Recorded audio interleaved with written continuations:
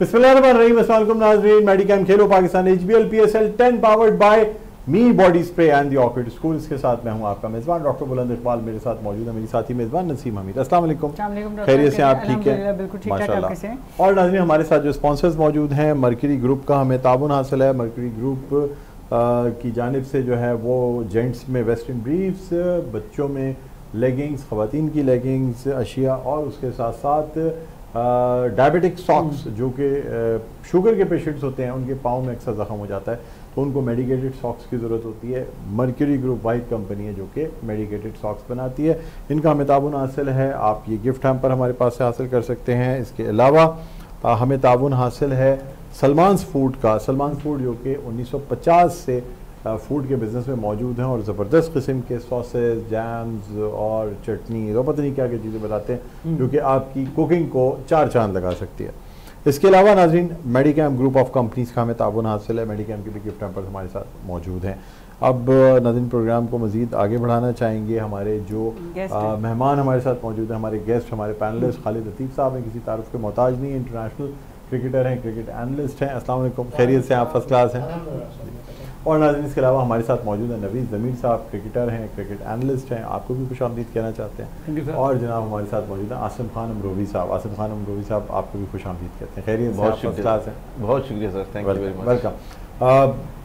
Match चूँकि आज पहला जो है वो क्वालिफायर है या पहला सेमीफाइनल है। सेमीफाइनल इसलिए कहूँगा कि इस आज की मैच से जीती हुई टीम जो है वो डायरेक्ट फाइनल में जाएगी। एक टीम जो जीतेगी उसके बाद मज़ीद जो है वो क्वालिफायर्स होंगे। लेकिन आज का मैच यूँ बहुत अहम है कि ये पहली दो टीमों के दरमियान मैच है। जो पहले नंबर की टीम है क्वेटा ग्लैडिएटर्स और जो दूसरे नंबर की टीम है इस्लामाबाद यूनाइटेड, जिनके दरमियान ये मैच खेला जाएगा। इस्लामाबाद यूनाइटेड जो कि आधे PSL तक या उससे ज़्यादा पॉइंट्स टेबल पर लीड करते रहे और तमाम मैचेस शुरू के 5 मैचेस होने वाले इस्लामाबाद यूनाइटेड को जीतने का शर्फ हासिल था। लेकिन उसके बाद क्वेटा ग्लैडिएटर्स जो आउट ऑफ अ ब्लू एकदम से 5वें नंबर से आते आते और वो पहले नंबर पर आ गए। तो ये होती है परफॉर्मेंस।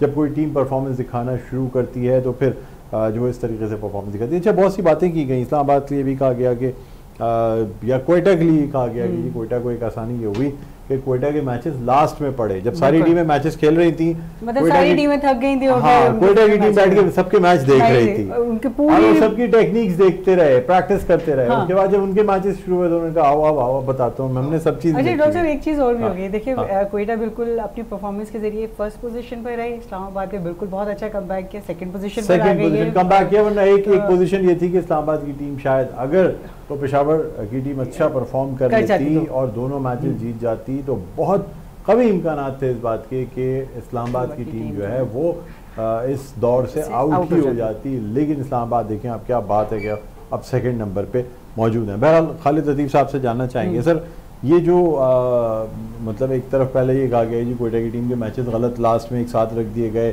तसलसल से नहीं रखे गए कि सारी टीमों के बराबर मैचेस होते, एक टीम 2 खेलती, दूसरी टीम भी 2 खेलती, सारी टीमें तो कई टीमें 8-8 मैच खेल चुकी थी। क्वेटा ग्लैडिएटर्स 2-3 मैचेस खेले थे। फिर उसके बाद जो टेक्निक्स होती हैं आजकल जो है वो बड़ा लेटेस्ट दौर है जिसमें हम एक एक बैट्समैन, एक एक बॉलर की टेक्निक्स को देखते हुए उस पर अटैक करते हैं। क्या कहेंगे आप, क्या इससे फ़र्क पड़ा क्वेटा की टीम को? पहले तो डॉक्टर साहब जो आपने बात की कि इनके एंड में मैच थे, ये तो एक चीज़ पहले से डिसाइडेड थी जब से टूर्नामेंट शुरू नहीं हुआ था। लेकिन ये दूसरी टीमों को बाद में मिला। देन फिर 5-7 दिन का गैप आया, उसके बाद जो है वो चीज़ें नॉर्मलाइज हो गई। बट मैं समझता हूँ जो क्वेटा की टीम है, उस क्वेटा की टीम में हम जब शुरू में क्वेटा की टीम को देख रहे थे वो नीचे स्टैंड कर रही थी और हम उसको एनालाइज कर रहे थे कि इनके पास इतने ज़्यादा हार्ड हिटर्स नहीं है, इनके पास बॉलिंग तो अच्छी है बट बैटिंग में थोड़ा सा गैप आएगा। तो वो वेदर ने, पिचेस ने और जिस तरह उनकी बॉलिंग फॉर्म में आई, फिर उसके बाद उनकी बैटिंग उनका कोई ना कोई रन बनाता रहा, तो वो एक कॉम्बिनेशन उनका ज़बरदस्त बना। यही कॉम्बिनेशन जो है इस्लामाबाद यूनाइटेड का शुरू से रहा और वो पूरे 10 PSL में ऐसा खेलते रहे। कॉम्बिनेशन उनका बेस्ट होता है। 5 मैच उन्होंने जीते इस्लामाबाद की टीम ने जो पिंडी स्टेडियम में हुए, लेकिन जैसे ही वहाँ से बाहर आई सारे मैच हारी, फिर वापस गई, फिर जीत गई।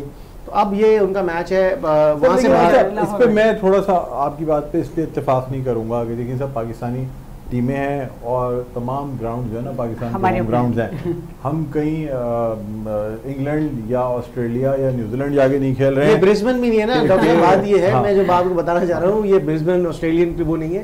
कहने का मतलब है होम है, आपने होम एडवांटेज लिया। जैसे कोयटा को आपने कहते हैं, कोयटा को लाहौर बात ही बताएंगे। कराची में तो कराची की टीम में इतने लोग मौजूद नहीं थे कराची के मैच में जितने पेशावर के मैच में आए। पेशावर या अब पठान कम्युनिटी, अब आप ये कहते हैं कि जी पेशावर को जो है ना वो यहाँ पे उनको होम ग्राउंड की सिचुएशन हासिल थी, बिल्कुल देना चाहिए। साहब आपसे जानना चाहूंगा, सही है क्राउड का कितना, क्या क्राउड का इतना इंपॉर्टेंट? अगर ऐसा होता तो फिर कोई टीम पाकिस्तान से, पाकिस्तान की टीम बाहर जाती तो पहले ही जीतती।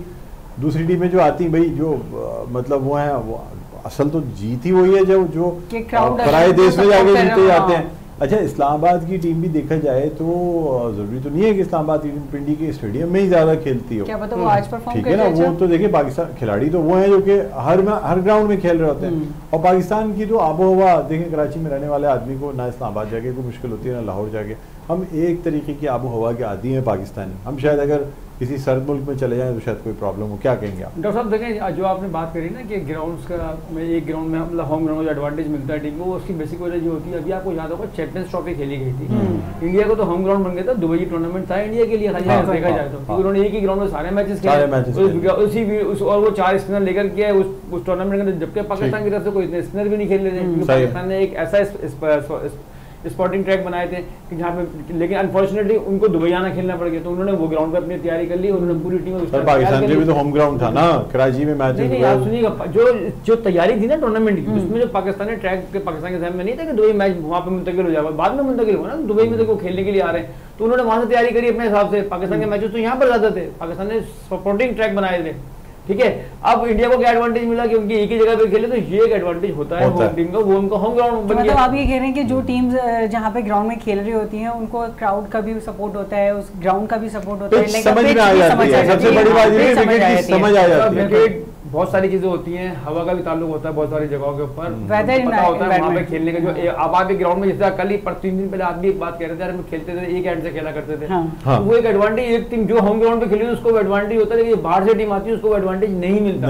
तो इसलिए ये मेरे ख्याल में इस ग्राउंड पे इस्लामाबाद की प्रैक्टिस ज्यादा थी। आसिम खान अमरोही साहब, आप क्या कहेंगे? अब लाहौर में मैच है, कोयटा कोई एडवांटेज हासिल है? कोयटा के ज्यादातर मैच लाहौर को एक तरीके से कोयटा का होम ग्राउंड कह दिया गया था, इसलिए कि कोयटा और पेशावर में मैचेस नहीं थे। सही। तो इस वजह से ये कहा गया कि ठीक है जी, चूंकि हम वहाँ मैचेस नहीं करा सकते, मुल्तान, लाहौर, इस्लामाबाद, कराची में तो मैचेस हो रहे थे, इन सबको, इन 4 टीमों को होम ग्राउंड अपना हासिल था। लेकिन कोयटा और मतलब कोयटा के लिए जो है वो यही कह दिया गया, पेशावर कोयटा के लिए लाहौर को इनका होम ग्राउंड बना दिया। अच्छा डॉक्टर साहब, यहाँ पे 2 मुख्तलिफ बातें हैं, एक होम ग्राउंड और एक होम क्राउड, ठीक है।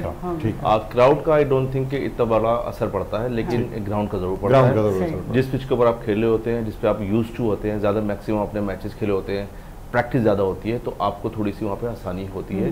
इस बात को मैं सेकंड करूँगा खालिद भाई की या नवीन भाई की। उसकी वजह ये है कि आप यूज टू रहते हैं उस तरह खेलने के, ठीक है। जैसे ही आप दूसरी पिच के ऊपर जाते हैं तो आपको डिफिकल्टीज आ सकती हैं और आती हैं प्लेयर को। न सिर्फ आपने जिस तरह कहा कि ये दयारे रैर नहीं है, कोई ये ब्रिस्बेन की पिचेज नहीं है, लेकिन यहाँ पे भी होता है इस तरह का, ठीक है। यहाँ पे भी इस तरह का होता है कि अगर आप के जो आपके नॉर्दर्न एरियाज हैं वहाँ की जो पिचेज हैं और आप कराची की पिच की बात करेंगे तो क्वाइट डिफरेंट। एटमॉस्फेयर चेंज हो जाता है आपका, ठीक है, आबहवा चेंज होती है, सब चीजें चेंज होती है। एक जमाने में मुझे याद है वो पाकिस्तान की टीम बाहर गई थी, कहीं हार गई थी, उन्होंने कहा जी खान साहब ने इल्जाम लगाया जी वो पिच पे से घासी काट दी एकदम जो है नहीं देखे ना आप आपकी जो बड़े जखीर की जो टीमें हैं उनको बाहर जब जाती हैं, वो ऑस्ट्रेलिया जाती हैं, तो इंग्लैंड जाती हैं और साउथ अफ्रीका जाती हैं, तो मुश्किलात आती हैं। उसकी वजह यही है कि वो उनको यूज्ड टू होते हैं यहाँ पे ड्राई पिचेस के ऊपर खेलने के, ठीक है। यही अगर हम ग्रीन पिचेस की पाकिस्तान पीसीबी को चाहिए, मैक्सिमम मैचेस आपके नॉर्दर्न एरिया में अच्छे ग्राउंड दिया जाए। चले आपको ब्रेक पे जाना है। मैंने एक तो आप हमारी बारी में ब्रेक पे चलाते हैं, आपने होम ग्राउंड पिचेस तमाम चीजों में तो बात कर ली है मेरे ख्याल में। हाँ। तो मैं सोच रहा हूँ प्रोग्राम में मजीद आपसे बात क्या की जाएगी। मैं बताती हूँ, अभी हम ब्रेक पे जाते हैं, फिर उसके बाद ब्रेक पे सोचेंगे हमने क्या डिसाइड कर लेंगे। जी नाज़रीन, देखते रहिए मेडिकेम खेलो पाकिस्तान, मिलते हैं एक ब्रेक के बाद।